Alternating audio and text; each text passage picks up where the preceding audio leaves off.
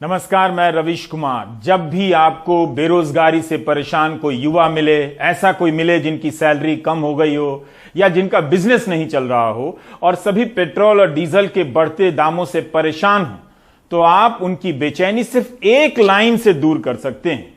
उनके कान में धीरे से कहिए, कोई दूसरा विकल्प भी तो नहीं है। उनका चेहरा खिल जाएगा। इसे सुनते ही जो पब्लिक 100 रुपए लीटर पेट्रोल भराने से परेशान थी, 114 रुपए लीटर पेट्रोल भराने लग जाएगी और कहेगी, जाने दीजिए, कोई दूसरा विकल्प भी तो नहीं है। लोग मारे खुशी के बालकनी में थाली पीटने आ जाएंगे।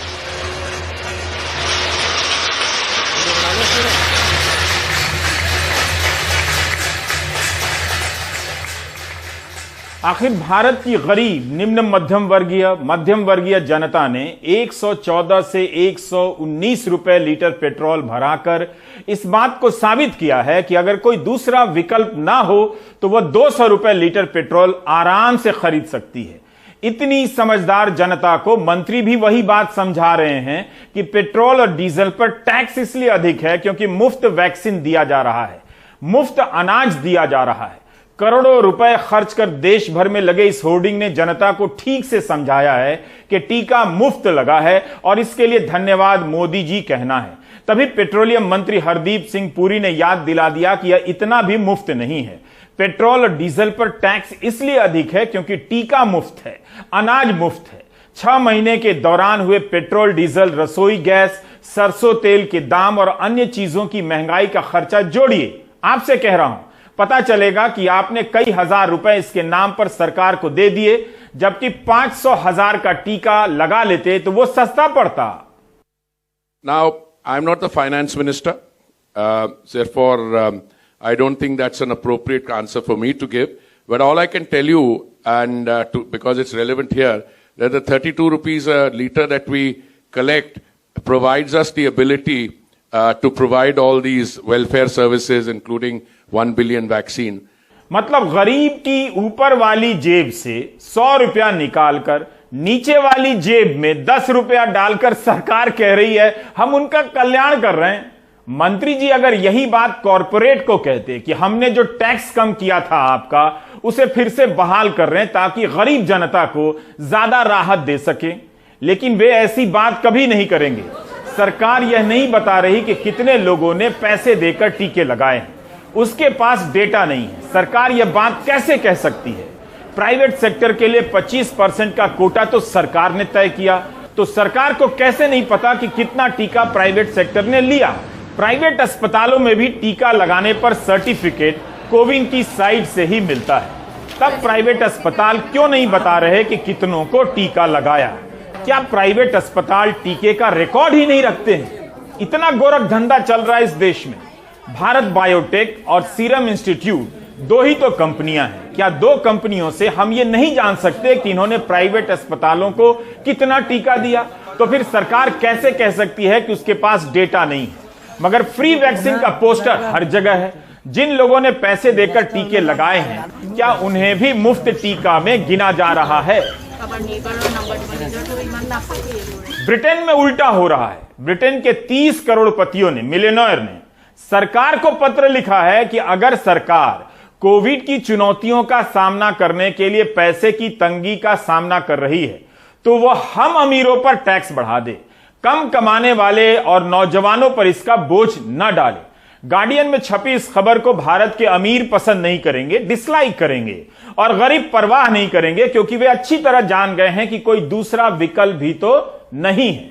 खैर, इस खबर के मुताबिक 30 करोड़पतियों ने वित्त मंत्री को पत्र लिखा है कि अमीर ही टैक्स दे सकते हैं, इसलिए अमीरों पर टैक्स बढ़े। अस्पतालों में काम करने वाले कर्मचारियों, सफाई कर्मियों, शिक्षकों पर भार नहीं पड़ना चाहिए। अमीरी पर टैक्स लगाइए। ब्रिटेन के अमीर समझ रहे हैं कि अगर गरीबों पर बोझ पड़ा, आर्थिक असमानता और बढ़ी तो समाज में अस्थिरता फैलेगी, जिससे आर्थिक विकास पर बुरा असर पड़ेगा। इसलिए अमीरों पर टैक्स लगाकर गरीबों का भला किया जाना चाहिए। भारत में गरीबों पर टैक्स का बोझ है, ब्रिटेन में टैक्स का बोझ गरीबों पर ना पड़े, इसलिए अमीर ही मांग कर रहे हैं कि अमीरों पर टैक्स लगाइए। गार्डियन वाली इस खबर को पढ़ते पढ़ते हमें एक आंदोलन के बारे में पता चला, देशभक्त करोड़पति आंदोलन। progresspartners.org पर इस आंदोलन की जानकारी मिली। इसमें कॉरपोरेट से ही जुड़े लोग हैं जो मानते हैं कि जब तक पैसा आम लोगों के हाथ में नहीं पहुंचेगा, अर्थव्यवस्था को गति नहीं मिलेगी। लोगों को गरीब बनाकर अर्थव्यवस्था नहीं चल सकती। इस वेबसाइट पर लिखा है कि हम इस बात को गलत मानते हैं कि अमीर व्यक्ति और कॉरपोरेट टैक्स से बचने के लिए अपनी पूंजी बाहर के देशों में बेनामी तरीके से रखते हैं। इस कारण खरबों डॉलर दूसरे देशों में जमा हैं और असमानता बढ़ती जा रही है। भारत के भी अमीर टैक्स बचाने के लिए भारत से बाहर पैसा भेज रहे हैं, जिसके बारे में कई दिनों से इंडियन एक्सप्रेस में खबरें छप रही हैं।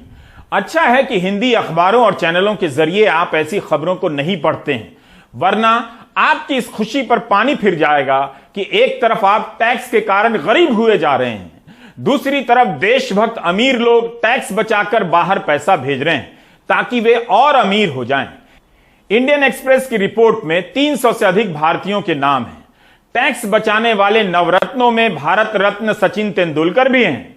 ये लोग भारत में नहीं, बलीज में पैसा रखते हैं। बलीज केन्ने है, गूगलवा में खोज लीजिएगा। भारत में ऐसी खबर पर कोई हलचल नहीं, जबकि ब्रिटेन के अमीर ही इस पर्दाफाश का हवाला दे रहे हैं और सरकार को चिट्ठी लिख रहे हैं कि टैक्स बचाने के लिए बाहर के देशों में इतना पैसा रखना गलत है, इससे जनता और गरीब होगी। अर्थव्यवस्था में दो तरह के टैक्स होते हैं, एक तो प्रत्यक्ष कर होता है और एक अप्रत्यक्ष कर होता है। प्रत्यक्ष कर तो बहुत ज्यादा लोग नहीं देते हैं। अभी जैसे प्रधानमंत्री ने कहा कि सिर्फ जो 1.5 करोड़ लोग हैं जो प्रत्यक्ष कर के दायरे में आते हैं, और टैक्स रिटर्न फाइल करने वाले हो सकता है 5 करोड़ हो, पर जो इफेक्टिव टैक्स देने वाले हैं वो तो 1.5 करोड़ ही हैं। वो ज्यादातर अमीर होते हैं और अपर मिडिल क्लास के होते हैं। मिडिल क्लास का जो होता है उसके ऊपर बोझ पड़ता है अप्रत्यक्ष कर का। तो जो पेट्रोलियम के पदार्थ हैं उन पे जो टैक्स पड़ रहा है इस समय, एक्साइज ड्यूटी है, वैट है, वो ज्यादातर जो है वो गरीब आदमी और मिडिल क्लास का पे कर रहा है। तो हमको अपने प्रत्यक्ष कर बढ़ा देने चाहिए और अप्रत्यक्ष कर हैं वो कम कर देने चाहिए। और जो आपने बात बताई कि जो ब्रिटेन के अमीर हैं, ये बात तो पिछले 8 साल से चल रही है। अमेरिका में जो बहुत ही अति अमीर लोग हैं, जैसे कि वॉरेन बुफे हैं, जॉर्ज सोरोस वगैरह हैं, वो कह रहे हैं कि अगर कैपिटलिज्म को सरवाइव करना है तो फिर कैपिटलिज्म में जो अमीर को जो टैक्स पे करना चाहिए। और क्योंकि उन्होंने बताया कि जो उनकी सेक्रेटरी है उसका जो टैक्स रेट है वो उनके टैक्स रेट से ज़्यादा है, क्योंकि अमीर को तो बहुत सारे कंसेशन मिल जाते हैं, डिडक्शन मिल जाते हैं, तो उससे वो ज़्यादा टैक्स नहीं पे करते। तो ये बात पिछले 8 साल से चल रही है, जिसको जर्मनी के अमीर ने, फ्रांस के अमीर ने, इटली के अमीर ने और अब ब्रिटेन के अमीर ने इसको सपोर्ट किया है। लेकिन हमने देखा कि हमारे देश में ये बात नहीं हो रही है। हमारे यहाँ जो अप्रत्यक्ष कर है उसी पे हम ज़्यादा निर्भर हैं, और उसका बोझ तो जो गरीब आदमी है और जो मिडिल क्लास है उसके ऊपर पड़ता है। गरीबों की जेब से पैसे निकालकर गरीबी दूर करने का यह जादू वाकई कमाल का है। दूसरा कोई विकल्प भी तो नहीं है। इसलिए भारत की जनता को बधाई दी जानी चाहिए, क्योंकि कोई दूसरा विकल्प भी तो नहीं है। अब आते हैं आर्यन खान की खबर पर। इस खबर के बहाने नौकरशाही के भीतर के कंकाल जिस तरह से बाहर आ रहे हैं, उससे आपको चिंतित होने की जरूरत है। चूंकि कोई दूसरा विकल्प भी नहीं है, इसलिए आप इस प्रसंग को भूल गए होंगे जब सीबीआई के दफ्तर को दिल्ली पुलिस से घेरवाया गया था और देर रात नए निदेशक को कुर्सी पर बिठाया गया। तब सीबीआई के 2 बड़े अफसर एक दूसरे पर भ्रष्टाचार के आरोप लगा रहे थे, एक दूसरे को गिरफ्तार करवाने पर आमादा हो गए थे। दोनों ही किसी के करीबी थे, लेकिन आपस में दुश्मनी हो गई, ठीक उसी तरह जैसे फिल्मों में लूट के माल को लेकर गैंग में झगड़ा हो जाता है। सुशांत सिंह राजपूत के प्रसंग में भी देश की संस्थाएं अपने राजनीतिक आका के लिए आपस में झगड़ती नजर आईं। मुंबई पुलिस डाल तो बिहार पुलिस पात। मुंबई पुलिस के कमिश्नर रहे परमवीर सिंह कहां हैं किसी को पता नहीं। किसी के जरिए कोर्ट से कहलवा दिया है हलफनामा देकर कि वे अदालत की कार्रवाई के लिए निजी तौर पर हाजिर नहीं होंगे। जांच आयोग के सामने हाजिर होने के लिए उनके खिलाफ वारंट जारी हुआ है। क्या ऐसा ही कुछ आर्यन खान के मामले में हो रहा है? हर दिन कुछ नया आरोप आता है और यह मामला और संदिग्ध हो जाता है।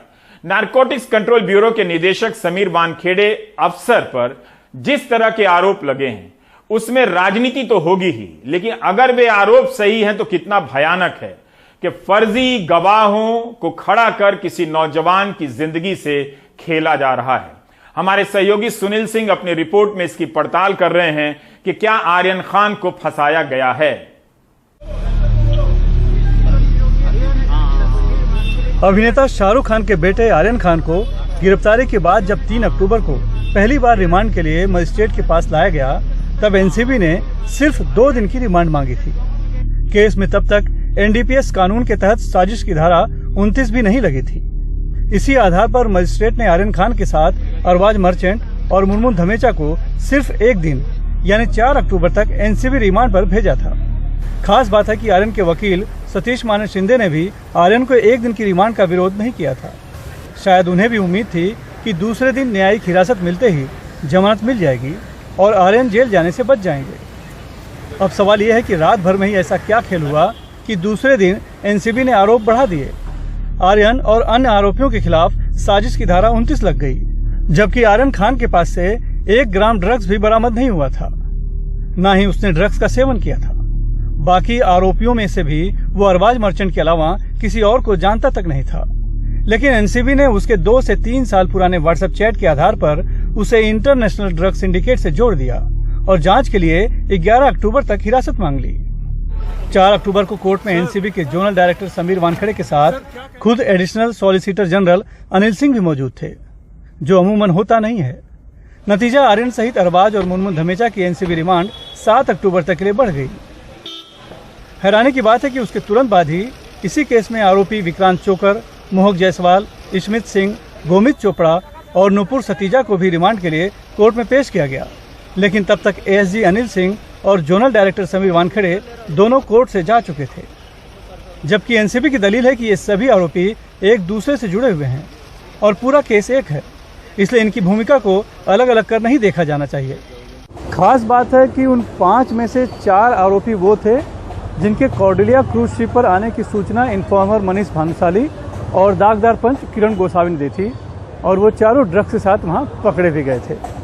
मतलब साफ है कि एनसीबी का पूरा जोर ड्रग कार्टेल्स के आरोपियों की बजाय आर्यन खान की रिमांड बढ़ाने पर दिखा, और जिसका नतीजा भी सामने आया कि पहले मजिस्ट्रेट कोर्ट और बाद में सेशंस कोर्ट ने आर्यन खान की जमानत अर्जी खारिज कर दी। इस बीच अपने दामाद समीर खान की गिरफ्तारी से आहत एनसीपी प्रवक्ता और ठाकरे सरकार में मंत्री नवाब मलिक ने 2 अक्टूबर को हिरासत में आर्यन खान के साथ सेल्फी लेने वाले शख्स किरण गोसावी की असली पहचान उजागर की और मामले में बीजेपी कार्यकर्ता मनीष भानुशाली के शामिल होने का खुलासा कर 6 अक्टूबर को हंगामा बर्पा कर दिया। मनीष भानुशाली दिल्ली में किससे मिल रहा था? मनीष भानुशाली गुजरात में किन मंत्रियों के साथ बैठा था? 28 तारीख तक मनीष भानुशाली गुजरात के मंत्रालय में क्या कर रहा था? 28 को फिर बंबई आता है, फिर 1 तारीख के दिन फिर गुजरात में मंत्रालय में जाकर राणा नाम के एक मंत्री है उनके साथ बैठक करता है, और 3 तारीख को छापेमारी में लोगों को गिरफ्तार करता है। ये सारे सवाल के जवाब हमें लगता है कि एनसीबी को देना पड़ेगा। एनसीबी ने प्रेस कॉन्फ्रेंस में सफाई दी कि 2 नहीं कुल 9 पंच थे और कानून में स्वतंत्र पंच का प्रावधान है, लेकिन क्या पंच को आरोपी को पकड़ने का अधिकार है? एनसीबी के पास इसका जवाब नहीं था। Small question you should take, sir. If anybody has any reservation, they are free to go to court, seek justice. We will reply to the court. No issues. Sir, but we just want a clarity about it, sir. That under which law, sir? So if you could give us a clarity, sir. Yes, sir. So how can a witness touch any accused, sir? Sir. अब उन्हीं 9 पंचों में से एक प्रभाकर सहील ने मामले में 25 करोड़ की डील का खुलासा कर समीर वानखेड़े को बैकफुट पर डाल दिया है। प्रभाकर उस दागदार पंच किरण गोसावी का बॉडीगार्ड है जो पुणे में दर्ज धोखाधड़ी के मामले में फरार है। प्रभाकर के मुताबिक 2 अक्टूबर की रात उसके बॉस किरण गोसावी, सैम डिसोजा और शाहरुख खान की मैनेजर पूजा ददलानी के बीच परेल में उस डील के लिए बातचीत हुई थी। किरण गोसावी आर्यन खान के साथ एक गाड़ी में बैठे, साथ में एनसीबी के अधिकारी भी थे। ये सभी एनसीबी दफ्तर पहुंचे। बाद में मैं चलते चलते एनसीबी के दफ्तर के नीचे जाके रुका। लगभग रात 12:45 के आसपास मुझे किरण गोसावी का फोन आया, जिसमें उन्होंने कहा कि समीर वानखेड़े ने तुम्हें बुलाया है, बतौर गवाह तुम्हें पंचनामा पर साइन करना है। मैं ऊपर गया 3री मंजिल पर और मुझसे एनसीबी के अधिकारी ने कहा कि तुम्हें यहाँ दस्तखत करना है। उस समय समीर वानखेड़े वहाँ आए और उन्होंने वहाँ कहा कि इनका साइन लो जल्दी जल्दी। तब उनके अधिकारियों ने कहा कि साहब ये ब्लैंक पेपर है। कम से कम 9 से 10 पेपर पर मुझसे साइन लिया। उन्होंने मुझसे आधार कार्ड मांगा। मैंने कहा कि आधार कार्ड नहीं है मेरे पास। इसलिए मैं तुम्हें वो व्हाट्सएप करता हूँ। उनके नंबर पे मैंने वो व्हाट्सएप किया। सर क्या कहेंगे एलिगेशन सर? एनसीबी के जोनल डायरेक्टर समीर वानखेड़े पर नवाब मलिक और भी कई आरोप लगा चुके हैं। उधर एनसीबी के जोनल डायरेक्टर समीर वानखेड़े अपने ऊपर लगे सभी आरोपों को बेबुनियाद बता रहे हैं। लॉकडाउन के टाइम पे ये जो आरोप लग रहे हैं बिल्कुल गलत आरोप है। आप भी देख सकते हैं कब गया है, हमारे हेडक्वार्टर्स ने एक प्रेस रिलीज भी इशू किया है, तो वो टाइम पे आप खुद वेरीफाई कर सकते हैं लॉकडाउन था नहीं।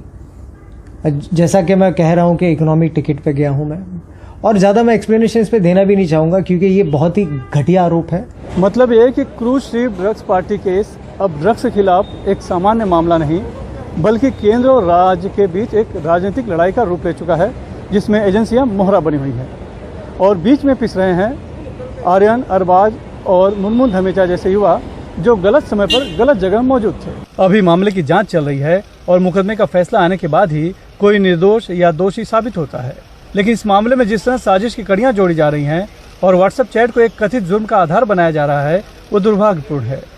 एनसीबी का दावा है कि अब तक पकड़े गए सभी 20 आरोपी एक दूसरे से जुड़े हुए हैं और ड्रग्स सिंडिकेट का हिस्सा हैं, जबकि हकीकत कुछ और ही सामने आ रही है।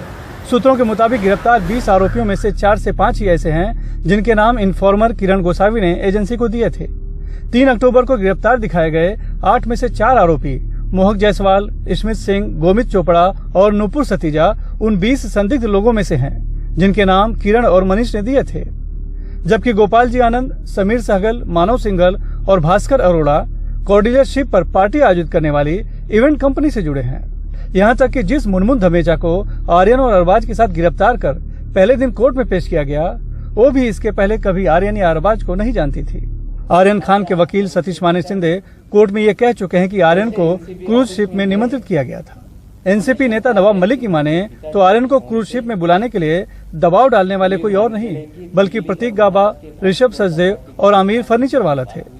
2 अक्टूबर की रात में आर्यन और अरबाज के साथ इन तीनों को भी संदेह के आधार पर टर्मिनल से एनसीबी दफ्तर लाया गया था, लेकिन फिर छोड़ दिया गया। सवाल है, अगर वो 3 इस साजिश का हिस्सा नहीं थे तो अरबाज और आर्यन कैसे हो सकते हैं? सवाल यह भी है कि जब इन 5 का नाम इन्फॉर्मर की संदिग्ध लिस्ट में नहीं था तो फिर इनकी तलाशी क्यों ली गई? क्योंकि एनसीबी खुद कह चुकी है कि सूचना के मुताबिक वो 20 संदिग्धों की तलाश में गई थी। वैसे आर्यन और अरबाज के लीक हुए पंचनामे में लिखा गया है कि अरबाज के हाव भाव पर शक होने की वजह से उसकी जांच की गई। उसके जूते से 5 ग्राम चरस मिलने के बाद आर्यन की भी तलाशी ली गई। आर्यन के पास ड्रग्स तो नहीं मिला, लेकिन उसके व्हाट्सएप चैट में ड्रग्स से जुड़ी बातचीत मिली। एनसीबी के मुताबिक आर्यन के मोबाइल फोन से मिले ड्रग्स से जुड़े व्हाट्सएप चैट उसके खिलाफ एक अहम सबूत है। हालांकि सुप्रीम कोर्ट पहले ही साफ कर चुका है कि सिर्फ चैट के आधार पर किसी को दोषी नहीं साबित किया जा सकता, उसके लिए कोरोबोरेटिव सबूत भी होने चाहिए। नहीं, व्हाट्सएप चैट सबूत के मामले में नहीं माना जाता है। हाँ, लेकिन उसको आप अगर एकदम कुछ स्ट्रॉन्ग चीज अगर रिकॉर्ड पे आ जाए, कोई फोटो, कोई सब्सटेंस, कोई एविडेंस अगर आ गया, then it can be considered. यहाँ पे मेयर चैट्स की बात हो रही है, ऐसा नहीं है कि कोई ड्रग्स का फोटो खींच कर किसी को भेजा हुआ है और बोल रहा है कि ये चाहिए क्या। ये अगर होता तो आज हम शायद इस चीज में रिप्रेजेंट नहीं कर रहे होते। वैसे धारा 67 के तहत दिया बयान भी अब सबूत नहीं माना जाता है जब तक कि उससे कोरोबोरेट करते हुए कोई और सबूत नहीं होते हैं। इस लिहाज से आर्यन ड्रग्स लेता है ये साबित करना भी एनसीबी के लिए मुश्किल होगा। इस बीच मामले में एक नया मोड़ आ गया है। एनसीबी का एक अहम गवाह और धोखाधड़ी के आरोप में फरार किरण गोसावी ने एनडीटीवी को बताया कि वो लखनऊ पुलिस के सामने समर्पण करने जा रहा है। गोसावी ने बताया कि जब से उसका नाम सामने आया है तब से उसे लगातार धमकियां मिल रही हैं और अपनी जान बचाने के लिए वो भागा भागा फिर रहा है। मुंबई से सुनील सिंह, एनडीटीवी इंडिया के लिए।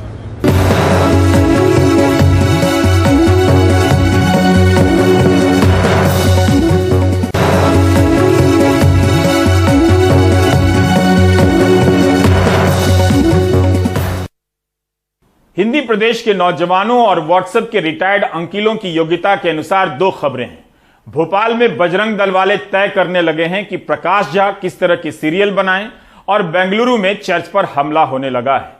इन 2 खबरों को लेकर हिंदी प्रदेश के नौजवान काफी व्यस्त हो सकते हैं और 118 रुपए लीटर पेट्रोल भरा सकते हैं।